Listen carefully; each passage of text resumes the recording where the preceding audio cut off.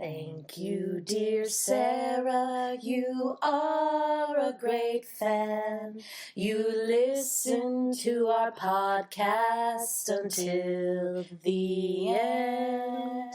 Thank you, dear Sarah, this episode's for you. Please do enjoy while we talk about boobs. Twist the bones and bend the back. Hit it a cup of mystic. Trim him of his baby fat. Hit it a cup of mystic. Give him fur black as black, just like this.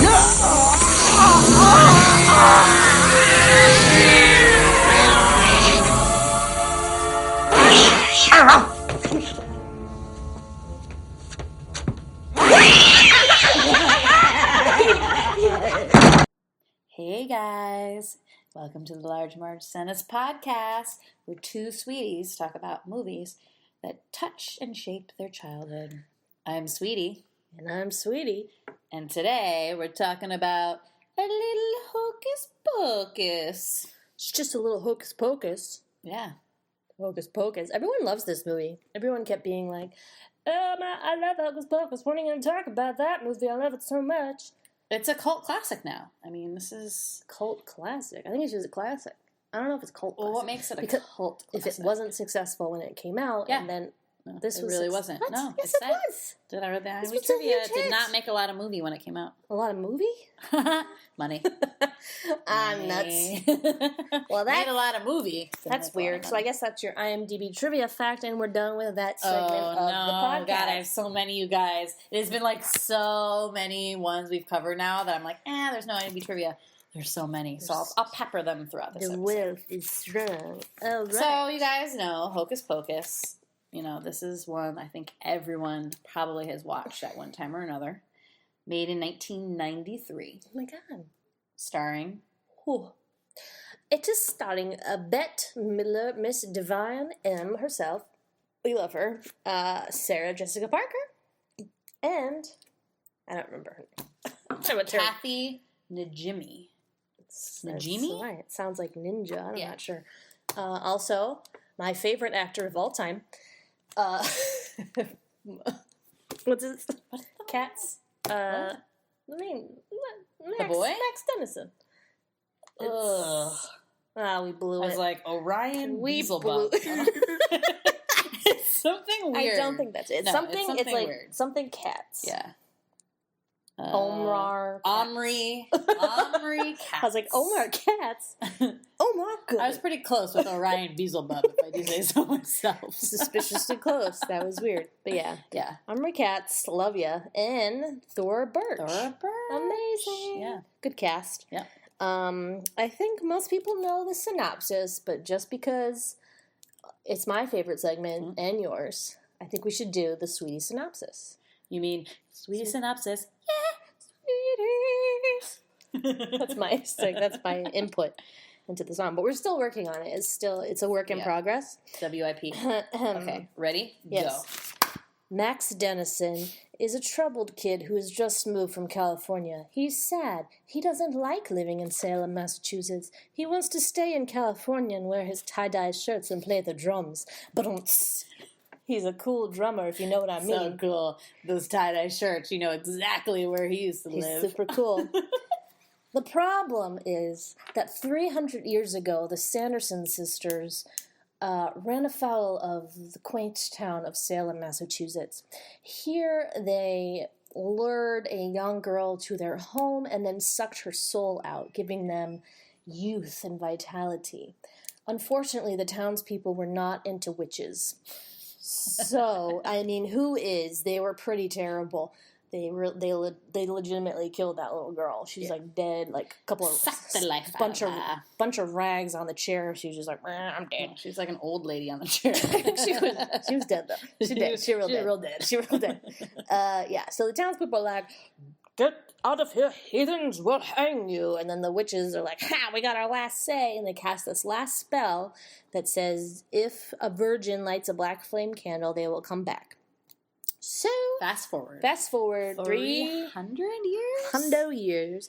Max is he's angsty. He's angsty. He doesn't want to live there. He's being forced to take his little sister out trick-or-treating. They end up stopping by this girl's house who's he has a crush on in his high school class. Allison convinces her, like, randomly to go to the Sanderson Sisters Museum, which has all of their stuff. He wants to impress her.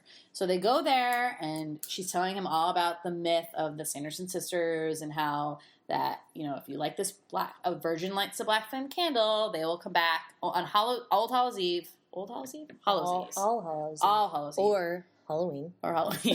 They will come back to life. And he's like, I don't believe this. This is just a book. It's a bunch of hocus pocus. Lights the candle. Sisters come back. Came back just like they said they would. Yep. It's pretty obvious that they were. I mean, there's a magic book bound in human skin. Yeah. I think they were serious. Yeah. The witches come back. It's scary. The witches, they get away. And now the best part comes, where the witches run amok in modern 21st century Massachusetts. Fish out of water dynamic here, right? Sure. It's, I'm not sure that was the analogy I was looking for. But it's very funny because this is now we're pitting, instead of pitting the witches against the kids, we're now pitting the witches against the 21st century modernity. So we've got things like roads, candy, trick-or-treaters, buses, sprinkler systems, schools, giant room kilns in high schools. I don't know who has those. Yeah. But they're up against all of that, in addition to the children and trying to get their book back, because Max, in a brilliant move, steals their magic spell book and runs off. Right. So if they can't get that spell book, they can't make their potion that sucks the life out of people. And if they don't do that before sunrise on Halloween, they'll turn to dust. So it's very important they get that book back and make the potion. So the movie is basically just the witches chasing the kid and getting the book back, right? Right. So the kids are all, like, trying to tell adults in their life, like, dude, the witches are back, like, blah, blah. Obviously, nobody believes them. Their parents are at this, like, nighttime party at, like, town hall where all the parents are, and it's, like, this big fun dance party. The witches come, they do this spell, all the parents are then, like, put under the spell, and they dance all night. So they're basically, like, on their own. Witches plan, get all the children gathered together, they're going to brew all this potion and suck all the lives out of all the children in Salem. This cannot happen. That's a lot of work. There were so many children walking down the street. Yeah. Were they just going to, like, make a line of kids and just one at a time, next, and feed them the giant wooden spoon of potion.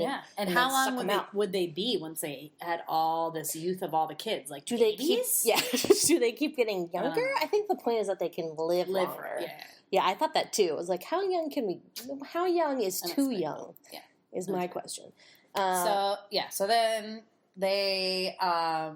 so at one point, so they trick them to going into this kiln of the high school, and they end up burning alive, but they can't die that one night. So they end up coming back to life. The kids don't know this though, and, like, go back to their house, think everything's cool. They open the book, Winifred's magic book, and it shows up this huge light. And so they know where the kids are. They go get them. They kidnap the little girl, Danny. Mm-hmm.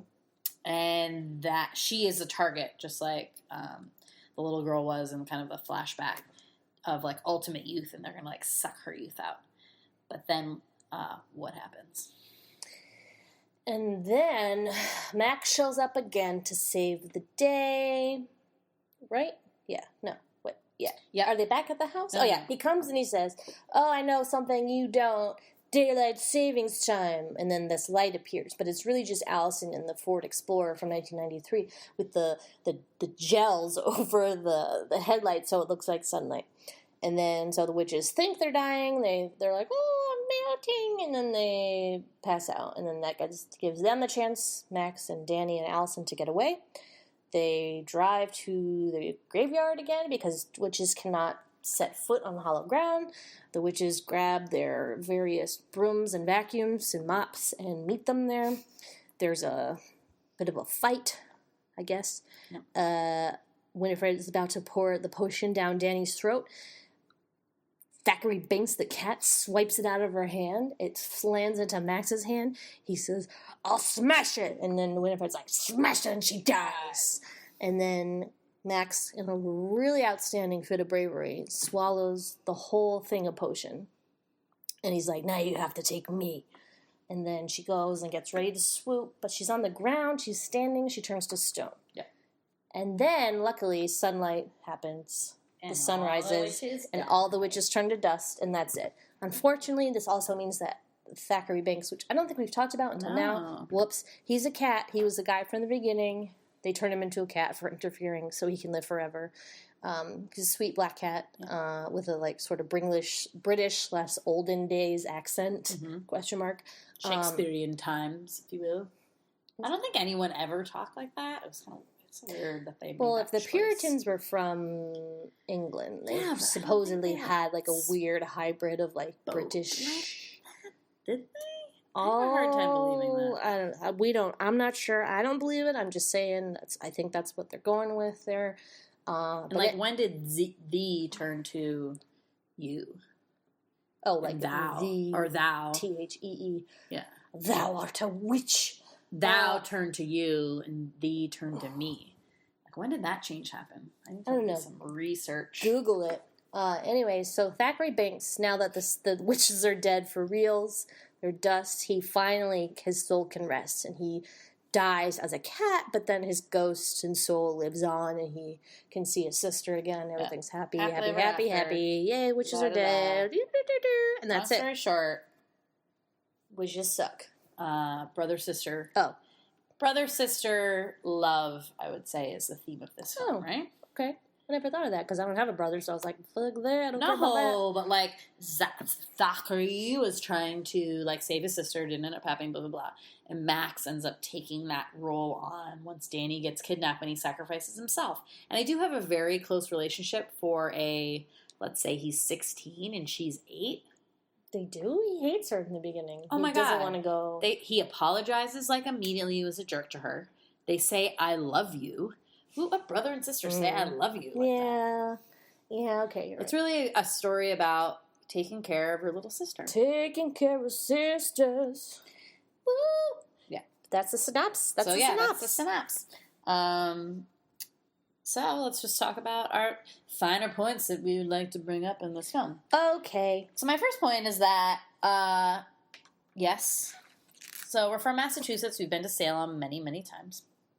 This is a play on the Salem witch trials, which still is kind of unknown why there were presumably witches, there were no witches in that time. There really wasn't. Witches. I think the consensus is there was like a bad mold in the wheat that gave people hallucinations, which then caused a couple people have hallucinations, but then caused hysteria. And it was like they've thought now that it's like a example of like mass hysteria when like, and how some people can just like create and be, what is that, like almost like a herd mentality or like a lemmings kind of thing where everyone like thinks what everyone else is doing, blah, blah, blah. Sure, whatever Arthur Miller said, that's right, man. Yeah. So anyway, play on the Salem witch trials, which is completely wrong because there weren't actually witches. So it's like taking that myth and like keeping it going with there were actual witches. In that stereotype of the witch, the hag, ugly, loves to kill clearly children. in this village, those sisters, like, people knew, like, something was up. I guess. And then they needed proof so they could finally hang them? I'm not sure. Well, that was super shady to me when I said. It was like they find, like, whatever happens with that little girl, and then 2 seconds later they're being strung up. Like, wow, like, there wasn't any, like... Because even the Salem witch trials, there was a whole trial. Hello. Well, they probably had the trial outside. They're like, did you kill that little girl? And they were like, yes, I did. She sucked. That was how that went.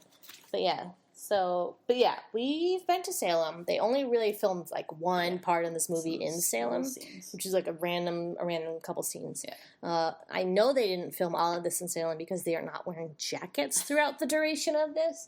And if I remember correctly from my childhood growing up in Massachusetts on Halloween, I was always freezing cold in my princess costume without a jacket. And they're just willy-nilly like, oh, we're going out to go to the old witch museum. Let me grab my light sweater.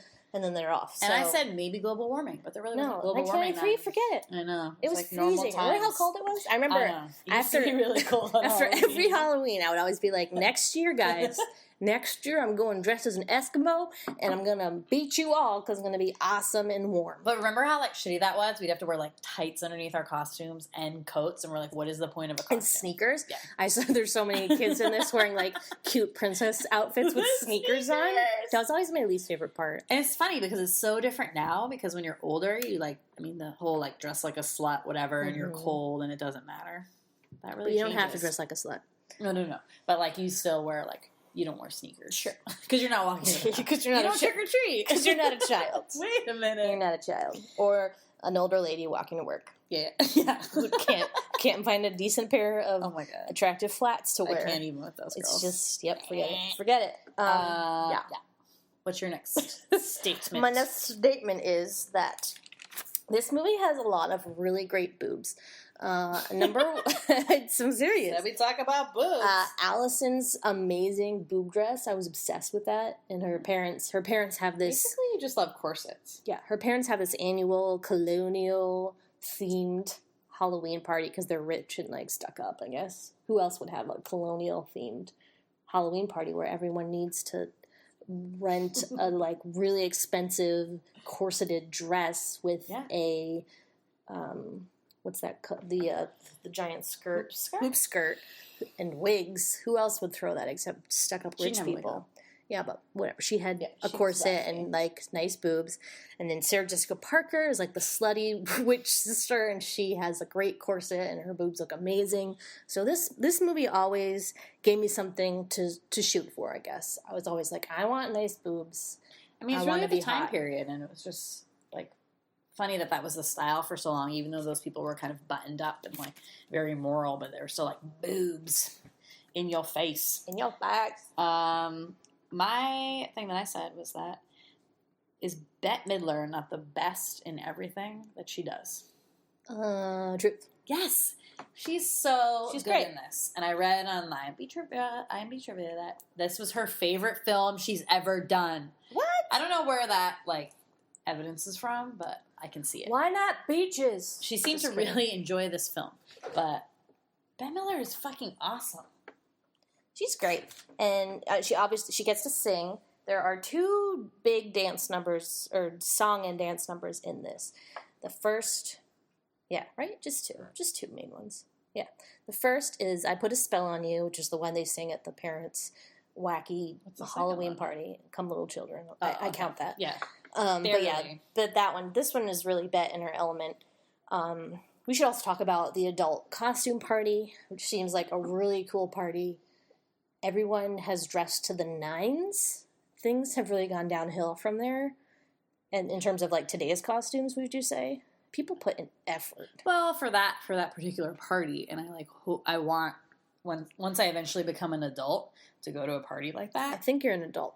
No, but I've never been to a party like that. Pretty sure you're like... I mean, I've been to bars and dressed up, but people just don't put in the effort anymore. Well, that's what I'm saying. Yeah. Like, who is like, I'm going to be Madonna and make an awesome ass headset and wear a braid extension. Now people are just like, I'm a sexy witch, and then that's it. That's the extent. And homemade costumes are really the ones people like most revere. They don't like ones that are like bought and whatever. So yeah, that's awesome. I love that scene.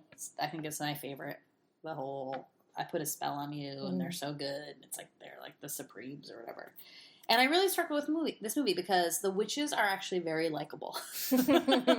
Like you're like they are evil, and you're okay with seeing them die because they do it in a very like with a lot of humor. But I really like them. I'm sorry, they killed children. I know, but it's like I don't care. They're really like them. Oh my god, hear that, cops? This woman doesn't care when children die. Get her. No. That's true. But I also think that this movie is actually, especially watching it on this rewatch, that it's definitely made up of specific moments that you like. Like, oh, that's my favorite part. That's my favorite part. Like, what would you say is your favorite part? Well, so I just said when they did the "I Put a Spell on You" part. Mm-hmm. I mean, but there's several other things, like maybe going to Allison's parents' stuffy. No one else likes her in that colonial dress. Just me. I'm obsessed with it. I just wanted that dress so bad. I just wanted that dress. I wanted to be her. And for me, she is the poor man. For some reason, she always reminds me of Jessica Biel, aka Mrs. Timberlake. She's more like cat. She's so cat-like, like in her features. But she's really cool. She's cool. Upon this rewatch, I was like, she's pretty badass. She cool. Really steps up and like takes like the lead and stuff, and is almost like Andy Danny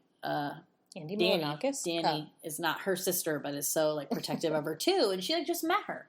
That's pretty cool. I was like, Danny Zuko? Where she goes wrong is that why didn't she like that Max Dennison, who I'm like, because they've been brought together through this crazy thing, and there's witches. They almost died. It's the whole thing. Yes. Would you have a crush on Max Dennison if he was in your English class? No, he was like that weird kid that moved to your school from California who wears tie-dye shirts. Who gives a girl their number in the middle of class in front of everybody else? His skills are like he has a lot of balls, but like they're not great.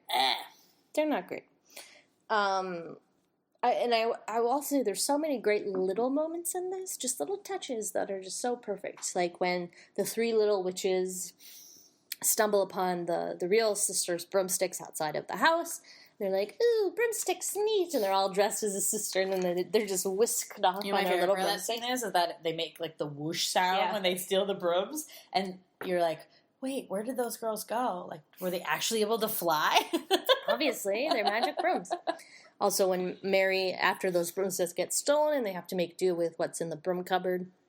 So Winifred, the eldest, the best, gets the actual broom. Sarah gets the mop, and Mary gets the vacuum. Which is so and she just like goes and then it makes the vacuum sound as she flies away. I love that part. So like, yeah, little touches like that. Gary and Penny Marshall, their scene. Gary plays Satan. He's dressed as Satan, as the devil. So they think he's really the devil, and there's this whole scene. I love that part. Weird for anybody else that Gary and Penny Marshall are siblings, but they play a married couple. It's just acting. It's acting. I know, but it's kind of funny. But they're both really good in this. They kiss. Awesome. It's great. I love Petunia. It's weird her name. That's weird. Her name is Petunia. Her name is Petunia. Weird. I have several sweetie scary scenes to discuss. All right. Number one, in the very beginning, when the witches are hung, very scary. With the shoe. I just like the shoes dangling. I always said that was a very dark feeling and mood for that movie. Well, people hanging and swaying has always been a sore spot for me. And obviously they're not going to show them heads. Right. But it's always been something that freaked me out. Like that scene in The Sixth Sense when he looks down the hallway and sees the people hanging. And with pointy shoes, you said earlier. Oh my God, I hate pointy shoes so much. Pointy shoes. Yeah, so the feet are swaying with their pointy shoes. Very scary. Striped socks. Ooh, it's like Wicked Witch of the West, like Wizard of Oz. When the toes curl up, like the most creepy thing ever. Yeah, it's scary. So that is number one. Number two, Billy the zombie. So Billy is Winifred's old lover who was having an affair with Sarah. So Winifred poisoned him and put a spell on him, Put a spell on you. Or could she just raise anyone from the dead? He's hers. No, didn't they date? Yeah. They dated, and then he cheated on her with Sarah. And so she poisoned him and sewed his mouth shut so he couldn't tell secrets in the grave.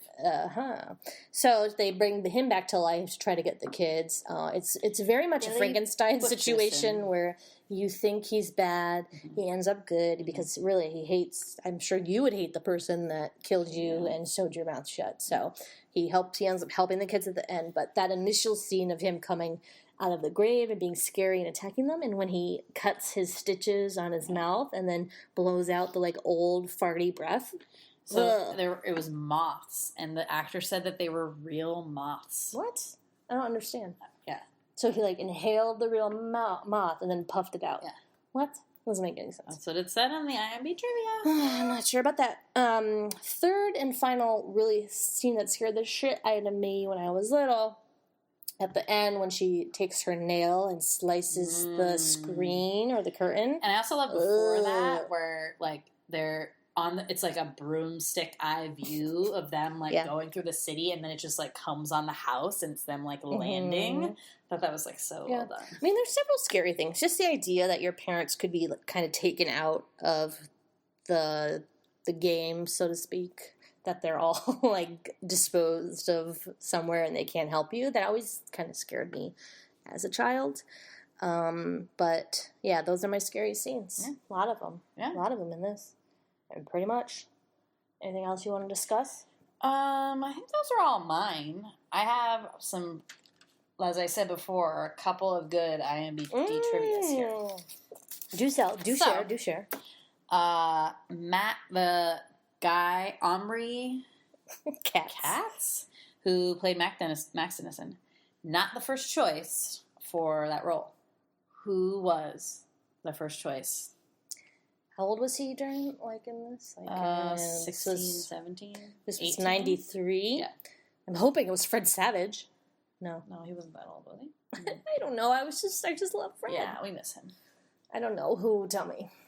Leonardo DiCaprio. Oh, I should have known. But he decided to do What's Eating Gilbert Grape instead. Good choice. Well, I mean, whatever. I would have liked to see him in this role. Alternate reality. I see him more as a Thackeray Binks. I'm not sure. Yeah. But that's interesting. Yeah. Okay. But that's funny because I wrote down it was going to be Zachary Binks. Maybe that was it. But that's such a small part. No, that is small. And we learned upon reading all the IMDb trivia stuff. I cannot say IMDb like to save my life. You drunk. So Zachary Binks, the character who plays him on film, and then the voice of the cat are actually two different people. Shocker. Why? They sound similar. They wanted consistency, I guess. And the guy who was the actor couldn't do like the British accent consistently or something. No, that's just what I. That's just that's what they said. Oh, yeah.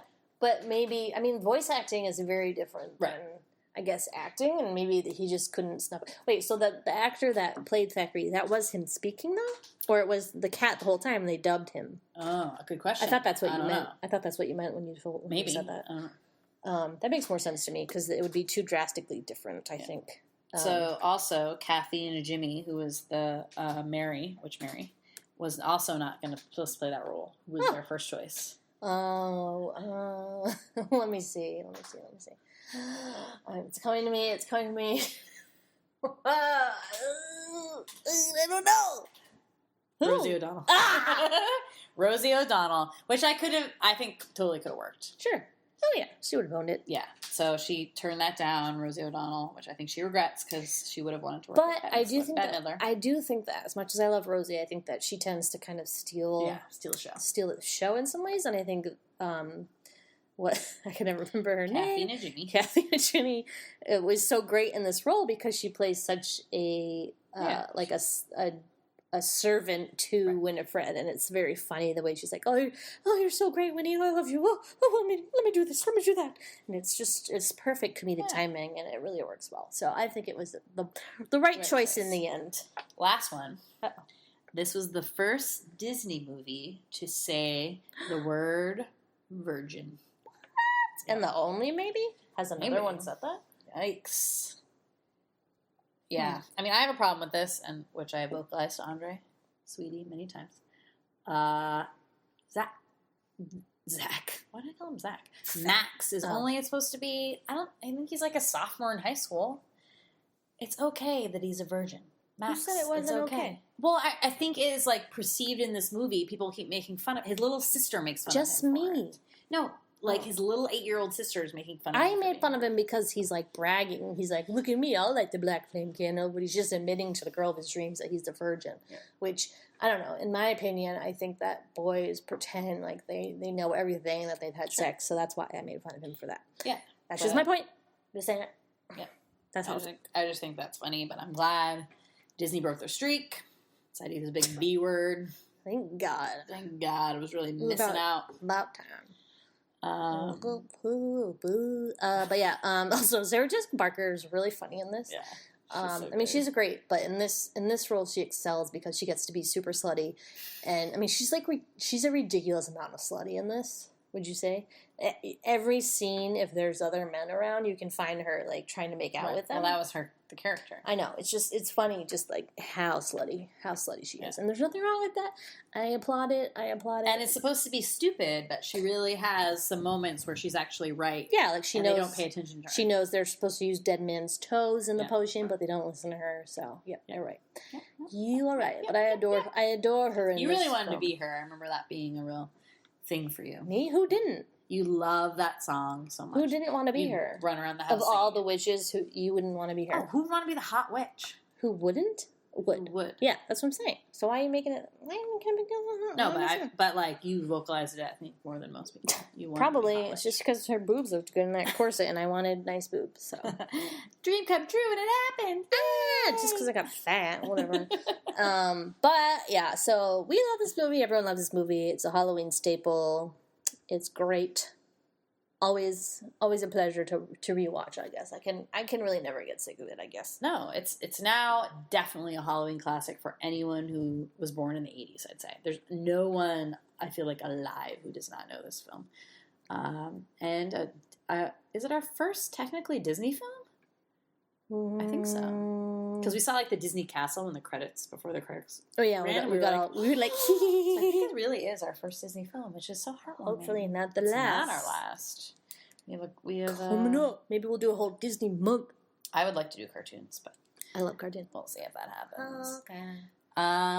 Anything else? What are we missing? I think that's all I have. Black Flame Candle, Yabos, Scary Beginning. Did we talk about Yabos? Salem, exclamation point. Max calls boobs Yabos. I like to bring back the word Yabos for boobs.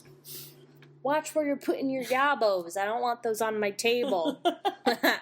Maybe that's a California word. Used it. Maybe it's like the New England has like wicked. No one else uses that, but maybe like California we'll put it on a list of things to Google. Yabos. Do people things to Google? When I travel to San Francisco, I'm just gonna be shouting Yabos everywhere. Just interview people on the street. Excuse me. How do you use the term Yabos? What do you think about my Yabos? We're like, what are those? I guess I can't sound like a Russian peasant if I say it. That was weird. Interesting choice of accent. Yep. It happens. I just went for it. A show. Yeah. So, that's it. Yeah. All right. Oldie but goodie. Oldie but goods. Join us next time when we talk about more Halloween movies on Large Marge Sandals. Wahoo! Bye! I put a spell on you. And now you're mine. You can't stop the things I do. I ain't lying. No! Don't listen to him! Been 300 years, right down to the day. Now the witch is back, and there's hell to pay. I put a spell on you. Good joke. Happy Halloween. Thanks a lot. No, man, I'm serious. Yeah. You got your head in the butt.